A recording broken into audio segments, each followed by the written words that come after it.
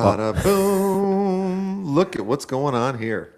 Real life, real location, same place, Watch same this. time. Boom. Making contact. Wonder Twin powers activate. Wonder Twins. Uh-huh. Go for it. Let's get us live here. Let's make see if I sure can we do the are same good thing. to go. There we are. The event guys are live. live here? I'm going to Not yet, share no. it. And I'm going to say, join the convo. What episode are we now? 23, baby. Wow, that's crazy. Come on. The event guys, number 23. We are in episode 23 of this podcast. How cool is that? It's pretty good. We had a goal. Took us a while to get here. We Well, said, it- hey, it took we're us- going to make it to make it start. To start, So right? It took us 23 weeks. Took us Mike. 23 weeks to get here. No, but like let's talk. I know we have a topic, but We hey, got welcome plenty. everyone. It is July 28th. We are almost into August of 2026. Things are moving quick. We had a good season so far. We're going to recap some of the fun we've done this year, kind of go over some of the challenges we've had. We'd love to hear your input, your discussion. So join us, drop a like, drop a comment. Yeah, so to get to this point, obviously, Derek, what's up? I got to put the chat up on the window here. Oh yeah, so there we go. I can put it on this one too, so we can see people are joining us already. Public chat. There we go. Bam. Okay. All right, thank you. Thanks for joining, y'all. But here we are. Yeah, episode what? We just say 23, 23, baby. 23 straight weeks, except for one. except for one that got have up there been anyway. live. And you've been to my studio once, and now I am here in the Killer Creations headquarters, the World HQ in Clawson, Michigan. Good old Clawson. Mm-hmm. Sandwiched right between Royal Oak and Troy. If no one knows where Clawson's at anyway. So. Well, everybody around here knows where it's at. Well, yeah, because they're from around here. Yeah, yeah. So today, if you're hanging out with us, just say hello. Just say hello. Yeah, let us know you're there. We want to hear who's listening. So hi, Mom. You know, yeah, I'll say, you know, my mom's always here. You know what I found out? So we have a little indicator that shows us how many people supposedly are live and watching, but that is not accurate because I've had multiple people say, oh yeah, I watch you live every week and I'm there and it's great.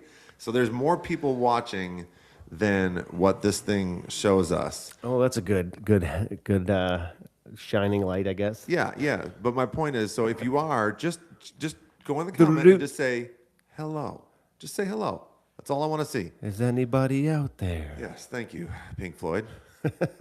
We're just gonna turn into song lyrics for the rest of the day. How about that? A musician buddy of mine has this game where we try to, in everyday conversation, usually it's at a gig, you try to work in lyrics from 90s grunge bands into your conversation. That's pretty cool. So, for example, today I feel alive. You know, I really feel alive I feel today. alive. No, that's Pearl Jam. Yeah. Alive, yeah. Or you could say, Smells like Teen Spirit in here. Yeah, but that's kind of too easy. Yeah, I know. That's you got to be a little more creative than that. So you could say, like that pillow over there looks pretty plush. Oh, nice. Is that a good one? Do you like that one? See, that was a Stone Temple Pilots. Yeah, reference Stone Temple for all you Pilots. young kids. all So you- yeah, we're live, Mike. Here we are. Yep. So- How are things going here at Killer Creations? Talk to me. Good. Things are great. I mean, we're plowing along through the summer. It's going much faster than I would like, but we're enjoying it. So we had an unseasonably slow, maybe record slow July, which was interesting. For gigs. We did pretty good in bookings. So this is just wedding gigs. So we Wait, had real quick. Do you guys in the photography and videography world also call them gigs? Because that's what we call them in the music and entertainment. yeah, gig world. or a shoot, depending on what it is. So Shoot. like a how, wedding could even be a a shoot. wedding shoot could be a shoot. So there's a little more violence in the photographer lexicon, I believe. It's Okay. it's a shoot. You're going to capture something. So, but yeah, so slower on the wedding side. We still had weddings almost every single weekend. We had maybe one or two where we didn't here, but we still do in our other locations, right? So, Okay. like our guys got a weekend off in July, which is awesome. But that being said, we picked up a lot of last minute corporate and commercial gigs, which is super fun. So they filled the weeks, not the For weekends. July. For July. We're going to talk about that in a the second. week of last week, we picked up a 2-day shoot. The week of next week, we picked up a 2-day shoot. So those things happen all year round, but it was really nice that it happened, on a slow week. So it was great. So Okay. we got to enjoy the weekend, but still literally have the same amount of, projects, but have a weekend off. Okay, we're going to talk about that in a second because my wife, who is our sales director, is watching, and she will tell you um, the month of July 2026, we picked up more corporate gigs in the month for the month by a 10 times over Awesome. margin than we've ever done before. It's a good problem to have. It is, but I want to talk about that in a second. But it was interesting. So Mike and I, he owns Killer Creations that does photo and video. I own E3 Detroit that does entertainment, music-based entertainment. We do lunch usually at least once a month, and I'll always ask, okay, last 90 days, how are bookings, how are gigs, how's all that going? Right. And we try to compare notes, and then we will talk, like I'll always talk to the other vendors at the weddings that I'm doing every weekend. And I'm looking for consistencies. I'm looking for trends. I'm looking for something that we can use as actionable information to say, well, why did you have an amazing month, but you didn't, or whatever. And I was blown away when you said how slow July was for you. Right. I felt like July was crazy, stupid busy. We had the 4th of July weekend off.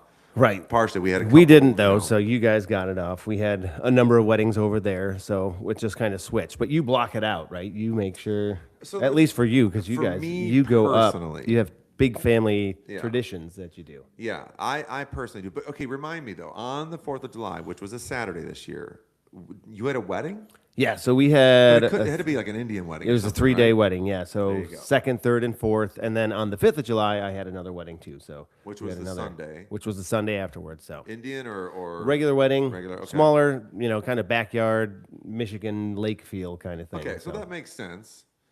And we did a party on that Friday night, the 3rd. We had a band out doing an event, but we didn't do any weddings on the 4th. So I kind of looked at that like a weekend off. But the rest of the month was crazy. But to your point, we picked up more like corporate stuff, midweek corporate stuff in the month for the month than we ever had before. Talk a little bit about what types of gigs were you getting?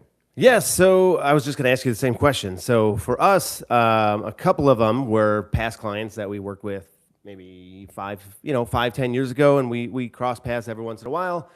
They had reached out. They were doing a cool production gig. We got to film a scuba tank being disassembled, reassembled, and like rebuilt and serviced. This is like a military scuba tank. So it's a military training video. So it's a client that does some really cool training stuff for the U.S. military. They give us a buzz every once in a while. We do some cool work for them. So that ended up being like a 2.5-day fill-in, almost last minute, because their stuff kind of comes and goes pretty quickly.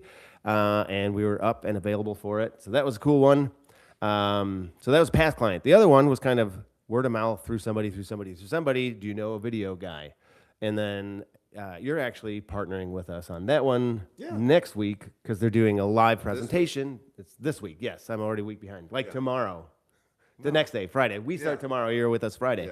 So this week, corporate, again, auto industry, they're having a 45th annual gala type thing, celebrating their legacy, bringing in clients, and you're joining us with the PA and the audio, helping them actually project. They're like, hey, we are going to have 200 people. Do you think we need a sound system? And I was like, do you have one? And they said, well, we got this thing from Costco where it's like a Bluetooth mic. And I was like, you need a sound system. There's cool little lights around. Yeah, the edge right. of it. 200 people that are like, they said they're going to be like some political figures there. There's going to be international, business owners from their clients. I'm like, you need a PA. You can't just have a Costco thing. So thanks for jumping in on that. So that's the other one that we kind of picked up. So multiple days, pretty big quotes to go out, last minute, but I'm very thankful for them. So, and some really fun, new clients and some old clients, just a little bit different. And what's fun about what we do is that it's not just weddings. So I know a lot of photographers, videographers are just doing weddings.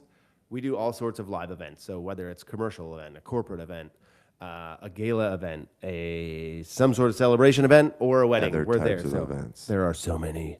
But yeah, we get to do them all. And that, I think, for me, keeps me a little bit more sane, right? So we get to do different things all the time. It's not the same rinse and repeat. Even though every wedding day is different, it's cool to have a different kind of vibe and a different little bit of pressure. And you learn and you grow and you get to use different gear and stuff like that. So my question was, you said you had all these inquiries come. Is it past clients or people just finding you, or is it like holiday stuff, or what's going on for you guys? Well, first let of me all, if tell you. you're watching and you're an event prof, chime in and let us know, how was your July? How What were does July bookings for look future like? events? How were the weddings that you were doing in the month? And did you have last minute stuff popping up?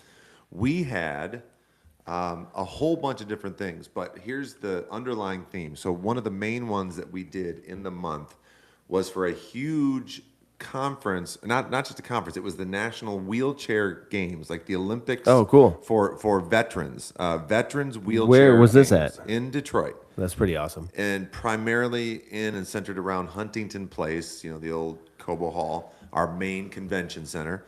And the opening ceremonies and closing ceremonies were there, and then in between they'd had all the actual events, right? So they worked with Visit Detroit, the Detroit Sports Commission, and then that's who brought us in. They had not thought about a lot of the things they were going to need, but here's what I would want to say is it took our ongoing, like, without end efforts to constantly be staying front of mind, to be Right. doing the networking, it was not just that they just happened to find us. This was, and I'm proud of my team for this. Go This was team. yes, 100% the result of making sure we were staying front of and top of mind with these clients Right. that we have, so that when something came up, they were like, "Ooh, we got the guys. We know them. We got it." So it was so. I think if you're an event prof and you're finding yourself in it's slow and what do we do right now, and I'm telling you, the efforts of of making sure that you are doing your due diligence and networking and relationship building and being out there and doing your social media, it will pay off. And that's why we got a lot of this. But we picked up, that was one example. We had a whole bunch of other stuff. Cool. What type of stuff were you doing? So it was like a big cross section of what your Yeah, offerings I mean, are, or we did everything from full band events. We also played. We played for the National Potato Council last week, and here's what I learned about this: they are a prominent, like, lobbying group that represents all the potato farmers in the country. So, like, they got some power, these people, right? 'Cause potato power? Think about, like, it's a joke. It sounds kind of funny to say National Potato Council, but think Right, about, like, yeah. how prominently Potatoes are part everywhere, of right? our- Yeah, from our fast diet. food to breakfast to whatever. So that's So pretty the interesting. group that represents all of the farmers in the country that do that has got some serious power. So they were in for their national conference. They booked a full band, then a solo performer one night. The wheelchair games, we had national anthem singers, we had DJs, we had full bands. We had a couple events where we did some like trios and jazz groups, and so it was and then we had some DJ plus sax player gigs, so a little bit of everything. But the point being is that we were busting our butt, like making sure that we were always front of mind and relevant to both our clients and our prospective clients that we wanted to get, so that when the opportunities came up, they knew and called us. So it was definitely a good month in that regard. Yeah, so that's great. Like, so how, I know there's always the grind, right? Getting in front of people. So how do you decide who you want to get in front of, who you want to connect with, and how do you do that? I know we talked about that a little bit in the past. Yep. How do you divvy that up on the team? Obviously, you're running, a lot of behind the scenes stuff. You're also networking too, but you can't do everything. I mean, Right. I guess you could, but you can only do it so long, right? So how do you figure out who's doing what, create that divisional labor, and figure out who the heck you want to connect with? Because there's a lot of pieces. You can say that, but then how do you put a roadmap to make it happen? Yeah. So what we'll do, and we're just a 3-person team. Me, my wife, Kelsey, who is our sales director, and then Connie, who is our client service manager and business development person. So the 3 of us, and we sit down and we will list out, and it's a top-down thing. So the first and easy answer to that question is you list out all of the venues that you want to make sure you're working Right. at and with and being referred by. Then you make a list of all of the planners, and that one's very wedding centric, but the Right. planners who you want to make sure know and love you and who you do good for and by every time you have the chance to work with them. And then number 3, and this is probably the closest thing to the answer to that exact question, is you make a list of of companies and organizations. Now, you can get that from a lot of different places, right? Nowadays with AI, you can literally say, I own a company that Right. provides music-based entertainment for weddings, corporate, and social events. We offer full bands, DJs, blah, blah. Your version of that would be we Right. provide photo and video services, and we edit films, and we can do this and that. And then you enter that in, then you say, I am looking to develop a list of prospective clients within the metropolitan Detroit area. Give me a list of companies by doing your own AI research Right. that have thrown events, whether they are, opening a new facility or, holiday parties or summer picnics, and it'll go out and it'll find a lot of those and it'll give you a list. And then you can start with that list, and then you could take each one of those companies and say, find me more companies like that company. Now, go and search the web and look Right. for contact names of people that might be, So you just do this research, and you start to put together a list of companies and organizations that are very good candidates for your services, and then you just start reaching out to them, and you start to say things like, or for the National Wheelchair Games, Right. we find out that this conference is coming to Detroit. We find out who are the planning committee members for that organization by going to their website or their LinkedIn profiles, and we just reach out and say, we want to welcome you to our city. We can't wait to see you. We do this very well. We would love to work with you. If you need our services, by all means, please let us know. Right. And then they say yes and give you tons of money, and then you're happy. But what if they don't? Oh. And then you have to follow up. Do you have a follow up like procedure, or you just say, hey, that one didn't work out, off to the next one? What do you do there? It's just hustle. I'm just going to copy your homework right here and do it Yeah. all. So if you've got a CRM system, you enter them in, and or honestly, anybody who's watching right now, we use Apple Reminders. And look, you guys can't see it, but Mike's computer's right here. And if I go under, no, not that one. Oh, you don't even have it here. I'll show you later. Apple Reminders. You can, or I don't use Apple Reminders, so that's you why you can't should. find it on my computer. Or if you've used Trello, it's We it's use like Trello, a that's it. column-based. It's called a Kanban system. Yep. We do our biz dev in reminders, but Trello would be the same thing. Column 1, brainstorm prospect list. Column 2, qualified candidates. Column 3, have reached out waiting for reply. Column 4, have made initial contact. And then we have another board that says who are our top tier target. Like Right. that one's more for like the actual activity. Another one is like where we just say who are our top tier targets. Who do we work with the most that we want to make sure we're giving a bunch of love to grow the relationship? Who have we worked with in the past but haven't in a while? So we want to make sure we kind of Reach revisit out, them. rekindle it. Yeah, and then every week at our team meeting, we just browse over that, and we move around from column to column. But it's a really simple way, and it's a free tool if you're on a Mac, Apple Reminders, and you can look at it in column view, and you don't have to pay for it. And it's a very, very useful tool, and it helps us stay organized in that regard. So Cool. Yeah, we usually do the similar thing with Trello. That's Yeah. how we manage our projects, kind of brainstorm and come up with potential leads, move them into, contacted, second contact. So we have right now actually this exact thing going on, which is why I'm picking your brain, because we've done it in the wedding world and we have some great connections with some amazing vendors.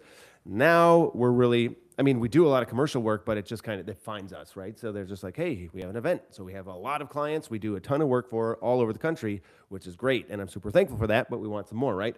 So we want to grow the company. We want to offer what we can to some amazing companies as well. So we essentially are creating a list of agencies to connect with, of kind of event production groups as well. So not in the wedding world, but in the larger event world, I guess, not just Detroit based, Corporate but sector, corporate, across the country. And we're doing the same thing. So we're creating this multi-point touch-based system where you reach out via email, you reach out via LinkedIn, you reach out via email again, then you do a call, and it's kind of all these different things we've created, and we have, obviously different information to go for each portion to say, not just pick us, we're the coolest, but like, here's what we can offer. We can become a production partner. Here's what you get when you go with us, what might be different than what other people are doing.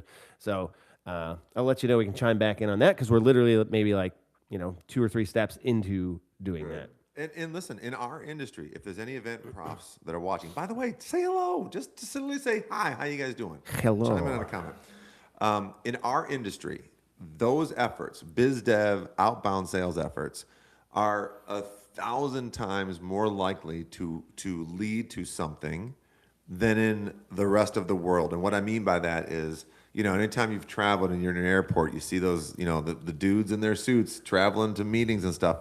If you're selling print or software or financial services, like the prospecting, cultivating, getting meetings, pitching, projects and Right. selling is a billion times harder. Yeah. In our industry, it is people don't do those types of efforts nearly as much. So Yeah. landing that fish is way easier in our industry. If you put the hustle in to do biz dev, prospecting, outbound sales, you are very likely to generate business for your company for sure. Cool. 100%. 100%. Yeah. Yeah. We're like, well, how far are we? We're 20 minutes in and we haven't even gotten to the topic. We've been off topic. Yeah. All right, Mike, I want to tell you a story. All right. Story So- time, folks. Gather Yeah. around. Gather around. Scooch in. Hello, children. It's time for a story. We have multiple bands, as you know, and everybody can hear. We have. I own the full system, right? The rig, as we call it. I have a van full of stuff for this band, and I have a van full of stuff for that band, and I try to do Right. my best to keep them as like the exact same thing, so it's just easy to maintain. All the other bands that we book and promote and manage are their own entity and they have their own stuff. But for the stuff that we do, Right. there's all this equipment, right? There's speakers, there's mics, there's cables, there's mixers, there's in-ears, and there's Probably like $2,000 worth of stuff, right? so anyway.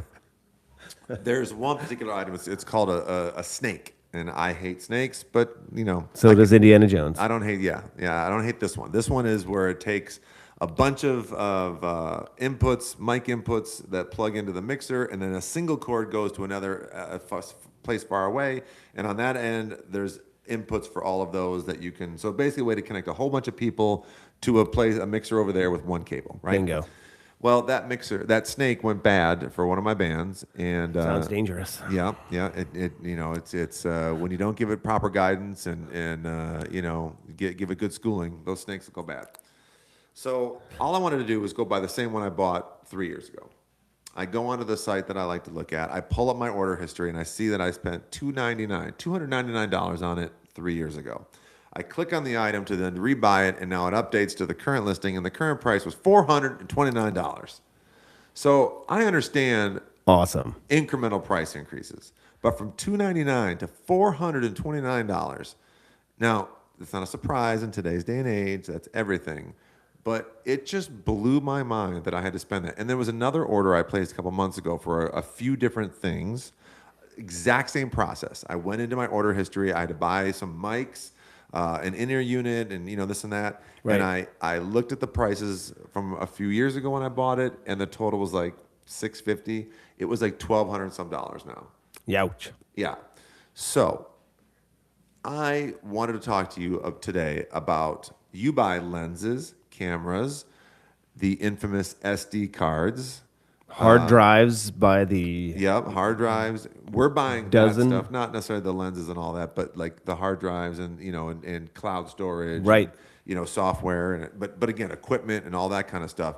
And what I wanted to know from you is, how is that affecting your business? How do you handle it? Do you handle it when you wrote a contract a year ago?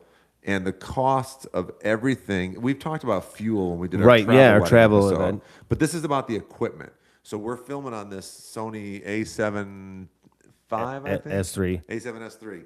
That camera, I'll bet you now, is significantly more expensive than when you originally bought it. Oh, Surely yeah, the sure. lenses are. Everything's more expensive. It's crazy. But thank goodness, most of the time, they last for quite some time. And you don't have to buy them that often. But when you do, it's always a punch in the gut because, like you said, everything's going up. Especially now with AI and with all that, there's like a chip shortage and whatever. And I'm sure part of it is, partially faked so that everyone can make a little bit more money. But there obviously is supply and demand, which governs our fun economy. So we do need, not only do we have everything that I need, we have a lot of people on the team that all have their own kit. So we have not just 2 cameras, 4 cameras, 6 cameras. We probably have about 15 to 20 cameras with a full kit of lenses hanging around. So we have all of this stuff for each person to head off and do their event. So that gets real expensive real fast. Luckily, we've had most of the things we needed, but every year you do need to get stuff like SD cards, CF cards, all of that. And those were and are almost double. It went way up. It peaked. I think we're heading down just a little bit, but like double what they were a year ago, 6 months ago. We tallied one case of cards I had in it. Like if you just took the raw value of what it says online, it was like, you have $10,000 worth of cards right there. It's Have you like, considered selling? I know. off I'm some like, SD if I, cards the for fastest money? way to make money, I think, is literally to sell all of our gear and hard drive and then just like, go work as a greeter at Walmart. Had you known it was coming, you could have stocked up on these SD cards a year and a half ago, and then Yeah. sold now for a huge profit, like a stock, trade. I know, no kidding. So unfortunately, we didn't know it was coming. We do have to buy some new stuff. You get new cameras, you need some new cards to go along with them. And every year you got to replenish what you had. You don't want to use stuff forever. So yes, a little bit of punch in the gut. So we do have to deal with that big time. We also have lots and lots of storage. So we do tons of events. Sometimes an event will be 1 terabyte or 2 terabytes for a single event. That's a lot of footage. Yeah. And that eats up a 12 terabyte or a 16 terabyte drive real fast, right? And we're doing multiple events a day, every single weekend. Except for July. Except for July, because they're all during the week. But those things fill up fast, and those are ridiculously expensive too. We use toaster drives, so basically the pop-in, pop-out drives that are internal drives that you can use externally, essentially. I never heard that phrase before. I call them a toaster because you have Makes boop, sense. boop, bam, toaster drive. If I didn't coin it, probably didn't, but there you That's go. trademarked. Get trademarked. And those cost an arm and a leg too now. So, and we go through those every time, 2 or 3 months. I have to purchase 2 more for photo or 2 more for video because we Yeah. dual everything, and then we have a third way of backing everything up online. It's like $1,000 just for 2 hard drives that will last a month or a month and a half. Wow.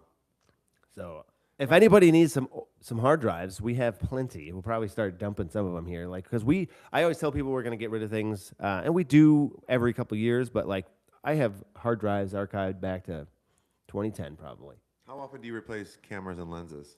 Lenses, essentially, I'll keep them until they just stop working or turn to dust. So not very often. Every 5-10 years, you can get away with something. If it's a really You might nice be lens. able to skip through a cycle of price hikes with lenses. Yeah, with lenses at least. Like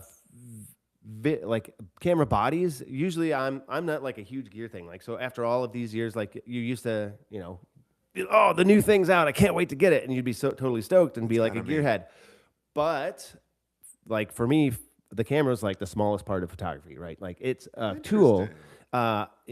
Every shot that you've ever seen before this point in time has been shot on a camera that's worse than anything we have right now. So like, I don't really care about all the megapixels, all that stuff. People will ask, how many megapixels do you have? What do you have here? What type of memory are you using? We use the best we can possibly get and the best that's out there, but I don't think that's going to set you apart as a photographer. Right. It's just like me being excited, like, oh, let's say I'm a construction worker and I frame houses and they come out with a new tungsten carbide, steel infused, whatever hammer. And I'm like, stoked about that new hammer, right? It'd be kind of weird. I kind of want to go build something now. After this, we're just going to start hammering away. I do have to hang a shelf in the back room if you want to help me. Sounds like a plan. Done. But yeah, so I try and avoid those. Like maybe every 2 we'll get an update, and then, something will crap out and you got to do it. So we're like literally in the middle of buying some new cameras, which isn't fun. And I always hate that because it's just like it's really a business expense and it's going to help you make money. But like, it's just no fun to have to buy another hammer. But so the point of this conversation is that you've got significant increases in the cost of our equipment, whatever that is. And it's not proportionate to the amount of increases in the prices of our packages. So, and this is where I would love to hear from people is, do you eat that? Do you try to maybe pass on some of it? Do you keep those two things very separate and just say that over the course of 5 years it evens out? Do you even think about it? And this is the most you've ever really kind of like put, mental capacity into it. I think about it. I think it'd be weird if we were like, oh, right, you've booked us and now your wedding's in a year and now I need to buy some new cameras and now you need to pay me a little bit more just because I bought a brand new camera and some new lenses and some CF cards. They'd say, that's your job, dude. You're supposed to do it. But you always have to, I guess, keep that in mind. So what we do is generally every year we reevaluate the prices based on the market, based on inquiry amounts, all this sort of stuff, and say, all right, how much are we going to go up? Are we increasing all of our collections up? Are we just putting the top one up, the middle one up, the bottom one up? So we reevaluate everything there, kind of balance it to then obviously make more. All right, what was our average profit per each collection that we offer, per service? Did we make more for photo? Did we make more for video?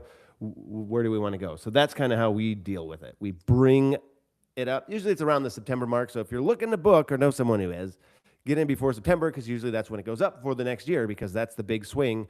And that's when people are booking for that next year and a half. And we know that inevitably everything's going to be more expensive then, right? Yeah. So people always say, well, why do you keep increasing prices? Well, if we don't, then we're actually just making them cheaper because inflation's going up, everything else is going to be more expensive, and now we're selling you something that we will make no money on, which isn't great in the long run for any of our couples or clients, because no one's going to be around after if that's what you do, right? Right. I'd be very interested to get somebody like a caterer to join us one episode to talk about That would be a different story, I think, because they have actual fixed stuff that's going out at that moment, like, Yeah. all right. So maybe you have a flexed budget, like, okay, it's estimated that you're going to need X, Y, or Z for your meat, steaks, your whatever you got, based on market value, right? You see Right. that at the on the restaurant. It's like, restaurant oh menu, yes, yeah. we caught 7 fish today, so based on the market value, they're very expensive. Yeah. But I would love to know from a caterer how that works with their pricing. If I book for my wedding a year from now with a caterer and I pick the menu out, and then, are there costs that are adjusted, like is that part of their contract versus how we do things? But brides and grooms, I wonder, or couples, as we like to make sure we're encompassing everybody that we work with, their budgets have to increase as well, but trends are changing, and I wonder if what are the factors that are driving the changes in the weddings that we're seeing? Because since COVID, I think the size of weddings has generally been smaller. Oh, yeah, not yeah. every time. I mean, we still got big events, but we used still to do 700-person weddings. Yeah, totally, all the time, 700 to 1,000, especially like in the Indian market, we would do Yeah. these humongous events, and now like 500, 600 is a big one, which is still huge. I still think but that's huge, not yeah. compared to 1,000 people, right? Right. There's a big difference. But I see a lot of 150 to 200-person weddings all the time, and those used to be 250 to 300. Right. And is that driven by cultural changes of just more intimate gatherings, or is that more financially driven where they want to have the same parties but they just can't afford it for as many people? Like, I wonder, what is the driving factor? And I'd love to hear. Yeah, from let us people. know what you guys think. I know, I'm sure dresses are always going up, right? Yeah. People are wearing 2 or 3 dresses sometimes now. You have your morning dress, another one, a portrait shoot in the afternoon or evening, and then you have the dance party gown, right? So now, okay, yeah, now the they're party dress. right. That's the new thing, that everyone has the party dress on, which is fun, and you get some really cool different portrait options and stuff throughout the day, and you get to kind of express yourself and then shake it down in something that's cooler than something that may be big and fluffy. Yeah. But they're probably spending 3 times the amount on it, right? Not just like, well, we'll just cut back on this. So I don't know. It's an interesting dance, right? They're just rerouting the budget, I think, a little bit to figure out what's really important to them, right? Yeah. Maybe the budgets are staying the same and generally going up with the trend because that's what happens. But they're saying we're spending less on something that doesn't matter to us. Yeah, and I think for us, I mean, the SD cards shot up very quickly, but I don't know that it's as big of a. It was hard for me to buy that piece of equipment, knowing how much more expensive it was. But I don't look at it as a direct correlation to the events that I'm currently playing and how it should affect the cost of those. Right. I mean, that's a really interesting question to pose to a business owner. Would like a really, really smart business coach tell you, no, you have to, you have to build enough of a profit to absorb the ebbs and flows and know that the ebb will more than cover the flow? Right. Or is in a business like this, is it smart to I can't think of a scenario where you would say to a client in our industry, in the wedding and event industry, I can't think of a situation where you would say to somebody, at the 60-day mark, we'll determine what the final cost of your package is based on the economy in our country at that time. Yeah. I think caterer is like the only one I can think of where Maybe florals too, those kind A of, there's a market consumable, value, yeah, right? consumable that goes, Yeah. but you were quoted, I don't know. We need to get a florist and a caterer on next. So reach out, let's get you on here. It'll be an interesting discussion to see how that's kind of priced, if it can ebb and flow, because maybe there's something we can learn from that. Yeah. So the wedding we did just this past weekend, we were up north in Michigan. For those that, if anybody's watching outside How far of up north? Michigan, I'll tell you. So we are currently right here in metropolitan Detroit right now. We were up here north of Traverse City in Sutton's Bay. Oh, right. So like 40 minutes north of downtown Traverse City still. And one of the main dishes they served, and this is kind of outside the scope of what we're talking about, but it just made me think about it. One of the main dishes they served were fish that they had caught in Lake Michigan as recently as that morning. Oh, nice. They had caught all of the fish that were served within a week of the wedding, and most recently that morning. So talk about like farm to table. Yeah, that's pretty cool. This was amazing, and I There's got to be a imagine there was flexing price market. with that. Yeah, there's a market with that. That's pretty cool. Did you get to have some fresh stuff, or they're like, you get the week old stuff? No, I had. Well, it was actually so it was pretty cool. So the vendor meal. We were out behind the barn near where the caterers were set up. They had multiple black zones and they were cooking in sweet. the moment. Yeah. So we were actually sitting right by them, and they would just like make a batch of something and throw it on a plate. And like, so they had some beef that they would throw on a plate and just say, Here "All you right, go. guys, it's not enough for everybody, but here's some." And then they would have some fish, and they'd say, "All right, here's some fish." And so we would, we Cool. were kind of like picking, and it was a lot of Small plates, tapas stuff. yeah, that's right? exactly Yeah. what it was, and it That's was cool. actually really, really good. It was something that I haven't had before. It was very different than the plated meal that we're also, used to. While we're talking, could one of your boys bring a charger up and plug it into our laptop? Oh, yeah. That'd be nice if we could. We're going to run out of battery. Yeah. What else is going on? So we talked about what's going on in our business for the current month. And I always ask you what is happening with bookings and how the last 90 days have gone and how it is year over year. You said you were really, really slow in July this year. Is that typical for you guys to be that slow? Because I find for us that actually it is typical to be a little slower in July because in Michigan, everybody travels up north in and around the 4th. So you're out of town. So you have a lot of vacations and stuff. So typically bookings are usually slower because people are on vacation. And typically events are usually slower because people aren't planning events because they're on vacation. But for us this year, both were way, way higher. And I'm very thankful for this, but we had by far the best July we've ever had for bookings as Right. well. And we really are trying to figure out why that is. But the last 2 months, May and June, were way below the last couple of years. Yeah, it's like after doing this so long, you figure, we're going to crack this code and we're going to figure it out, right? So we know that we'll always have a full July. We'll always have this and that. But it just changes so often. Like, so we did have a bit more of a slower month this month. June, all right, the plug has shown up. Thanks, sir. That's hilarious. Technical issues on the side here. I thought I'd have enough juice to get us through a whole episode. Battery plug-in.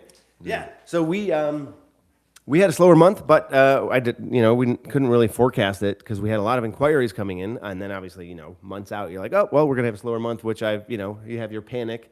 Yeah. Oh no, it's gonna be terrible. But then you get there and everything's okay, and you enjoy a little bit of time off. It's amazing that you can do that and still survive. Yeah. But- I want to talk about that. Something you and I have dealt with for years and years as friends and colleagues in this industry, and we go through it together all the time. It is the panic.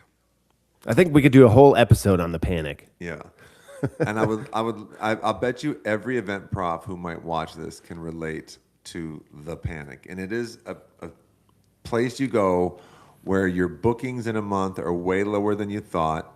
And for a lot of us, we get our final balance payments for an event. If I'm doing an event, in August, I'm having them pay their balance now. But the retainer payment and then the balance payment. Right. Retainer gets paid when they first booked, and then the balance gets paid. Like I said, about a week out or so. And so even the balance payment, by the time the event hits, I got paid that like a month ago. So that money's long gone. Yeah, you feel like, oh, I'm just not even doing this right. Yeah. So. So I'm paying out to like the other 9 people on my particular wedding, plus the other band. There's 11 people on that one. And Right. So I'm paying all this money out for money I received a week ago, a month ago.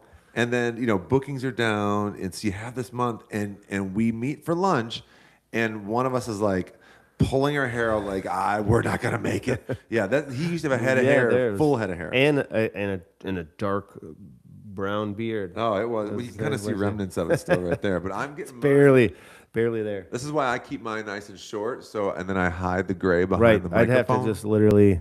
What do you see? Is this? Nope, Yeah. not gonna happen. But we do this panic, and whichever one of us is in it, we always tell the other one, dude, relax. It's happened before. It'll happen again. You always And remember. it happens every year. But it doesn't help. No, it doesn't help because there's like a primal fear that, oh no, we're going to lose the business. I got to have to sell my car and live in the park or whatever the heck. Like you freak out way over the top, and then it's like next month, next week, it all corrects itself. It's back. And what's interesting is it's never at the same time. You never have a slow and I have something. never It's had the never same at panic a never panic, and then it's not, so it's always zig and zag. So depending on probably the services you offer, your payment schedule and all that sort of stuff, you create your own panic. So there's got to be a little bit of a formula. Just ask ChatGPT or something like how to structure that cash flow as best you can. Because we do a similar thing. We have a deposit, which is a smaller deposit to secure Retainer. the date. Retainer We fee. do not take deposits. We take retainers. Retainer fee to secure the date, and then we split it up either 2 or 3 more payments along the way. And then it's every couple months equally distanced to the event. And it used to be, we'd say it's 1 month out from the event. Sometimes if people ask, oh, can we do the week of? That's totally fine. So, but we always are right before the event. So, come the slowdown in November, everything slows down, right? So you stop getting those big payments and you rely on those smaller retainers to get you there. And that's when I usually have my panic. It's like November, December, and then we always go into a huge booking, and it's great. But it's like that's when mine usually comes. And then you have a slow month like July, and you're like, it's kind of scary, but we survive. So, okay, I find that so interesting every time we talk about this, because for us, the balance payment, a vast majority of the balance payment from our clients goes to pay the significant number of musicians, artists, and crew that are going to be on the gig. So for me, Right. most of that final payment is just being passed right through in payroll. The retainer payments is where the company and the 3 of us earn our income. Gotcha. So I love January, December, December. Right. January, Okay. March. Yeah. So that's all coming in We then. make most of our Personal us, income, not necessarily right. the company, Right. but we make most of our money during that time, and then throughout the season, all of the balance payments, there's chunks in there that keep us going. Right. And that's not Interesting. necessarily the case for you, though. No, totally different. So we get all of those payments, like I said, equally distributed, and everyone kind of has just their weekly salary or biweekly salary that they get paid for doing whatever. You get paid bonuses for shooting events and stuff like that. So regardless of when it is, we still have the same outgoing cash flow. Yeah. It's just the incoming that you worry about gets a little thin at certain parts if you're not, killing it in bookings or whatever's happening. So, but then you worry, okay, well, the bank account's not as chubby as it should be right now. So it's just a little bit of panic that it keeps us. I guess it keeps you hungry for the the hunt. I think we need to do a round table with caterer, a venue, me, you, and a planner, and talk about that exact topic. When in the process do you make a majority of the revenue, the income that you're going to take Right. home to your family, and how do you structure it? And I wonder how many people would stay with the way they're doing it currently, or after a discussion like that would change the way they're doing it because they see like, oh, I could actually front more money over there, or no, I can actually have more money waiting for me at the time of the event. Right. I wonder how many would change. Do you think Yeah. you would change at all? I think I would make a couple updates if I learned some new, input for sure. Yeah, it's if it can take away, even 10% of the panic month or Yeah. whatever it is, that'd be awesome. So I just want to double round my. table. That's what I want to change. I just want to double my revenue. That's all. There you go. Just double consistently for the next 5 years, and Yeah, then yeah. call it quits. Okay, so today was kind of a was a shift episode. Not shift, but it was a transition episode. The last 6 or so weeks, we talked about the journey of how you structure your website. Yeah, all around sales, basically, right? Yeah, The journey of the and the sales journey of the process and the client. client connection of how they get in Planning. touch, plan, during, After and after. And we took them on this journey where we talked about that whole process.